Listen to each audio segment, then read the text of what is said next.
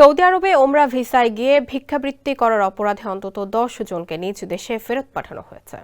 অভিযোগ রয়েছে ওই ব্যক্তিরা কয়েক মাস ধরে সৌদি আরবে ভিক্ষাবৃত্তি চালিয়ে যাচ্ছিলেন। এখন ফেরত পাঠানো ব্যক্তিদের বিরুদ্ধে তদন্তে নেমেছেন কর্মকর্তারা।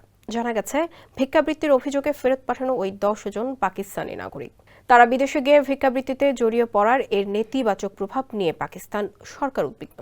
এ নিয়ে গেল বছর একাধিকবার ইসলামাবাদের সঙ্গে আলোচনাও করেছেন সৌদি আরব। এরপর পাকিস্তানও হজ বা ওমরা ভিসায় গিয়ে ভিক্ষাবৃত্তিতে জড়িতদের বিরুদ্ধে কঠোর ব্যবস্থা নেওয়ার ঘোষণা দেয়। তারপরও ভিক্ষাবৃত্তি ঠেকানো যায়নি। পাকিস্তানের কর্মকর্তারা জানিয়েছেন, করাচি বিমানবন্দরে বিশেষ অভিযান চালিয়ে সৌদি ফেরত ওই 10 ভিক্ষুককে আটক করা হয়। স্যান্ডেলিনা সো, রূপচর্চায় আভিজাত্য। সৌদি আরবে প্রবাসীদের মধ্যে দ্বিতীয় বৃহত্তম কমিউনিটি হচ্ছে পাকিস্তানিরা। দেশটিতে প্রায় 25 লাখ পাকিস্তানি বসবাস করেন।